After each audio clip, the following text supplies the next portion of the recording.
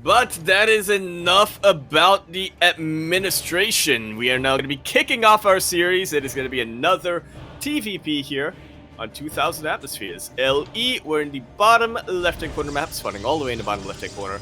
We, of course, have our red Protoss player coming down from the land of Korea. He is going to be representing, or, yeah, I think he's still representing Prep Esports for now, for the time being. Unless he already ended that. Regardless, he is Chance.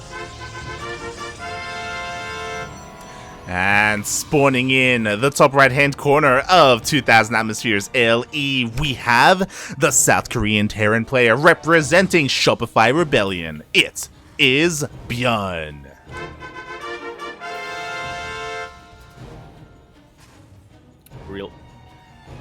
Real quick before we get into this game, I just wanted to say shout out to Kerwin coming in here. Unfortunately, the curse is continuing though. We finally have a tournament that is open to all levels, to all regions. And Kerwin's busy at the same time. So. Oh, yeah, feels bad, man. For those wondering, Kerwin has been a part of our community for many, many years, dating back to, 2018, 2017. But he's never been able to play in our tournaments. We've been running tournaments since 2017, but typically amateur events or regional events, and he just hasn't been able to be eligible for them. Now he is, but now he's also focusing on his studies. Feels bad, man. But it is how it is. Definitely. The meme lives on. The best meme. But here we are in game number 1 of 2 of our highest rated players here in today's tournament. Obviously, ByuN is the superstar. You know, he's a bit of the rock star, right? He's got a legacy behind him. He's a BlizzCon champion. He's the one-man army. And then we have Chance. Many things. Yeah. And then we Chance, unfortunately, not been able to prove himself quite yet. Yeah, it's a bit of a shame because he kind of like started improving and started making a name for himself during the COVID era. So like he just hasn't really had an opportunity to really show off and be there on that like international stage and show people who he is. Yeah, in my mind, I put him in a similar peer group to your Controls, your Universes, a lot of these other up-and-coming Korean players. But I do feel like Chance, as he was saying, is probably the one out of all of them who has improved the most, but he's improved in a unfortunate era where he's not really able to show it off as much. Exactly. Like he recently hit 6K on the Korean ladder. You know, he's up. He's been having some pretty impressive results in ESL Asia. He hasn't had like a semi-finals run, but he has been able to beat some strong players. I think this week he beat Special in ESL Asia. He did. Yeah. And I mean, Special's like one of the best foreign Terrans, you know? Like that's pretty good. Yeah, arguably the best. I think it's... Yeah, I mean, there's some contention now, but yeah, for the longest time, he was pretty much the only performing foreign Terran player. Now there's him, there's Time, there's Clem. I think at the moment you can say Special is like top 3 or top 4 in the foreign scene. But regardless, like that's still a very strong player. So we'll see if Chance can kind of make something happen here against ByuN. Speaking of the game a little bit more, ByuN is opening up with a 3-racks, so a very aggressive opener. This is kind of like his MO. And at the moment, Chance hasn't been able to shade in. He has not seen this. Not quite yet, unfortunately, but he did see the reactor, if I'm not mistaken, and you notice that ByuN skipped the Reaper. Yeah, notice that ByuN skipped the Reaper, so he should be at least a little bit aware, already preparing shield batteries back in his natural base. Trying to sneak out a third, though. Yeah, that is risky. It is very risky. ByuN is already moving out. Stim and combat shields should finish up by the time the army gets across the map, and Chance doesn't really have a lot of vision. He does have control of the Zelnaga, so if ByuN gets close to the third, Chance will see it, depending on how ByuN paths there. I have a feeling ByuN is just going to go straight for the natural. Yeah, if he goes up this ramp here, then I mean, at least Chance is playing it safe, and he has a shield battery. He's going to have overcharge available as well. Take note, Sardak. Oh my god, he's moving out at the same time the Observer is moving out as well, and Chance does spot the army. How much damage can ByuN get done, though? Chance, he's moving down to face the army. To move in shield battery range, trying to blink his heart out, but the shield battery is so exposed that it will get taken out. The bio mowing down just about every single stalker remaining. Yeah. And with that third base, I mean, Chance just doesn't have money to produce any more units. Exactly. The boys are being pulled. The army's going to town. The entire mineral line gets evaporated. It looks like there is barely enough, and Chance will hold. He will defend, but at the cost of 19 probes. 19. And ByuN ain't done.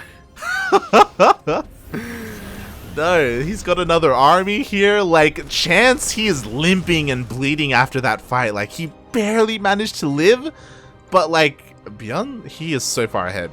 Like, he is ready for round 2.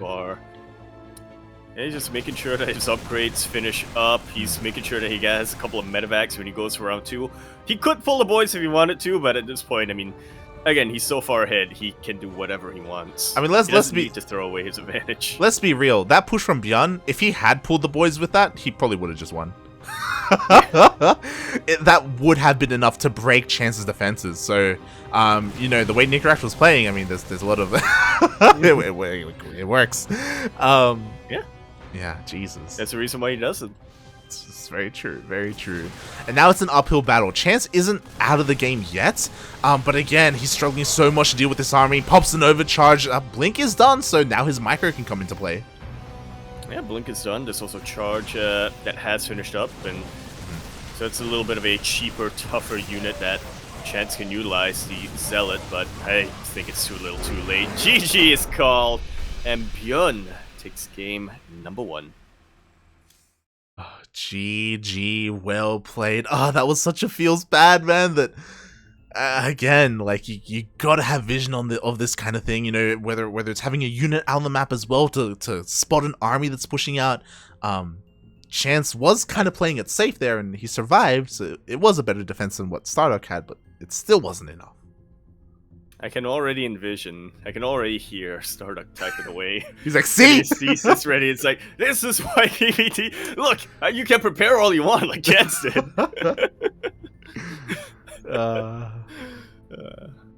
GG. GG?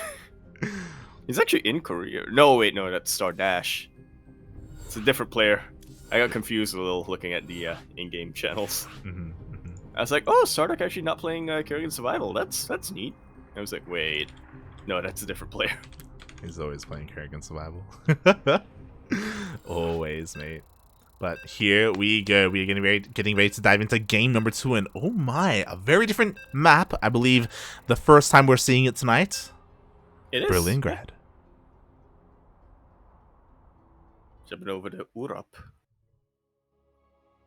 That's who we are. Game number 2. Are we going to see anything different? Are we going to see some cheese? Are we going to see some boys being pulled? Especially with such a short rush distance. I have a feeling we are. Maybe see something along those lines here as we get ready for game number 2. We're in the top left-hand corner of the map, swinging all the way in the top left-hand corner. We, of course, have our red Protoss player coming down from the land of Korea. He is, of course, going to be representing Prep Esports for the time being, as well as formerly known as CJ Hero, now DPG Hero. Look at that decal. He is Chance. And spawning in the bottom right-hand corner of Berlingrad LE, we have the South Korean Terran player representing Shopify Rebellion. It is ByuN.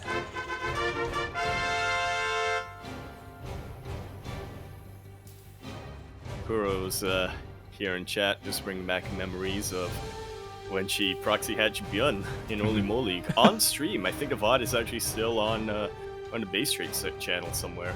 Yeah, like that's something that I didn't think about, but we are maybe bringing it back a little bit.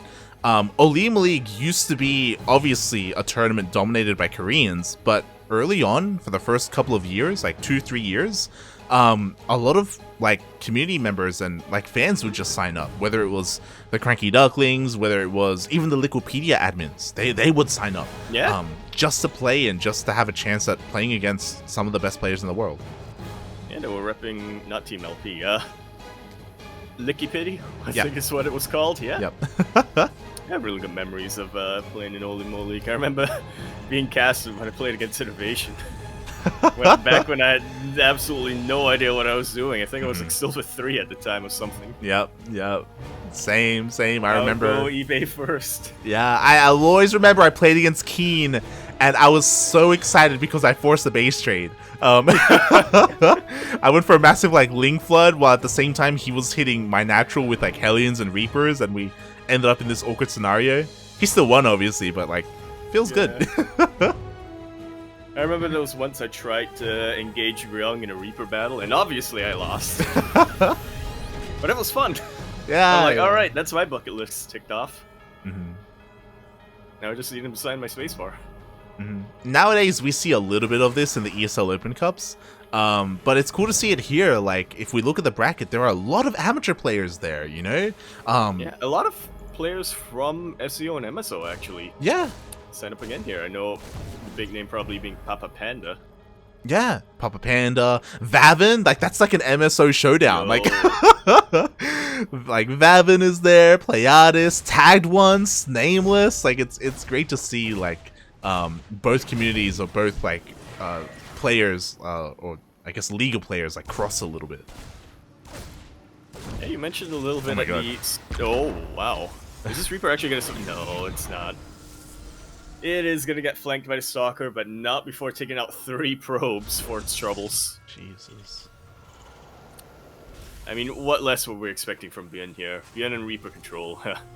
Name a more iconic duo, right? Yeah, well, exactly. ByuN is Puppy, probably. I was gonna say Hero and Blink Stalkers. Blink Stalkers. But yeah, like ByuN, he dealt so much damage with that Reaper. He got a bunch of scouting information. He confirmed the Twilight Council, and this is why Chance feels that he needs to take a chance right now, and he throws down a Dark Shrine.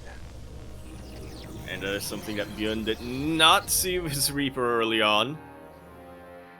And it's something that can completely blindside ByuN. I mean, he doesn't have an eBay yet, does he? No, he doesn't. And he typically delays his Raven a little bit in order to get more of a stronger, earlier push, so... Or an earlier harass, sorry, I should say. Yeah, like, there's a lot of different things going on here. So this time, ByuN did not open up with a 3-racks. Ooh, there will not be any scouting here from that Adept. Did open up with a 1-1-1 instead, and he is going to be going for a bit of a Widowmine drop. The drop will obviously scout the DTs, but ideally, the DTs hit a little bit sooner, and maybe are able to deal some damage before ByuN is able to see it. Yeah, he is hoping that ByuN saves a scan, which he should. He should. He should. Don't throw it on a mule. It's not. Okay, that's good. That's good. Yeah, at the moment, you know, it's so tempting. Yeah, you want those extra minerals, so you've been okay. There's the missile turret. We do have a missile turret on the way. eBay is now done. Drop is on the way as well. At the same time, DT actually waddling across the map. Oh, so I'm expecting him to utilize that war prison instead, but I guess he just wants to go for a bit of a multi-prong. At the same time, Widowmine drop. Chance, please! No! No! Borrowing right now! And they all do go off. 9 probes disappear in the blink of an eye. But it could have been a lot worse, right? They could have been. That could have been an armory, right? It's not the end of the world here for Chance. I mean, the DT does get behind the mineral line in case there's some damage is being done at the same time. No! No! The war prison! Does get taken out, and there's that scan we were talking about. DTs get taken care of. ByuN doesn't even break a sweat. Only 2 SCVs get taken out. 2 SCVs versus 9 probes. I think I'm not the best at math here, Light, but I think that's a little bit of an imbalance. Yes, a lot of Protoss players would call this matchup imbalanced. You're right. Oh god, meanwhile the Widowmines, they come back in. I can't believe this medevac is still alive. There's only a single Widowmine left remaining in it, but regardless, 2 more probes were killed, and Chance is in such a rough position. How do you come back from this? Typically it's when behind Dark Shrine, but he already did that. Yeah, he went Dark Shrine, and then he got behind, so... There's no plan B from here, I mean... Yeah, he's gonna try to get a Colossus out. He's actually gonna try to out macro ByuN from this position. So I'm glad that he doesn't feel too pressured to go all in or anything. Yeah, and this is a great way to do so, right? Getting Colossus, getting Disruptors, they're these like high intense impact units in StarCraft, and they can do a lot. But ByuN is pushing out now. And by the time he pushes out, this does get scouted. There will be one Colossus, but I don't think Extended Thermal Lance is going to be done, and I think there will only be one Colossus. Oh boy. Yeah, Thermal Lance is far from done. I just noticed, but Blink isn't even done yet either, so ByuN gets a couple of these Stalkers for free as well. That's his super exposed Colossus. Oh god, no, the target fire! Super exposed Colossus. GG is called, and ByuN takes that series 2-0. Was there ever any doubt?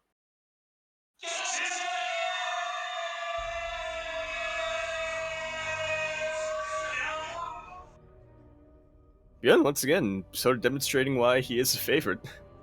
Wow. GG, well played. Congratulations, ByuN. He moves on. He's the first player to make it to the semi-finals, where he's going to be waiting for his opponent, and his opponent is going to take a while because there's still some matches going on in the round of 16. Oh. But congratulations, ByuN. Yeah, congratulations, ByuN. And I just noticed this. Papa Panda takes out Vavin 2-1. Oh. That's a matchup in MSO that I think we've been waiting to happen for a long time, but just didn't. Yeah, that's a surprising result. Yeah. yeah. Vavin, he's around Masters too, and Papa Panda has been stuck at D1 for a while. But insane that he was able to cause that, I would say, upset. Oh. Oh. We may have a series.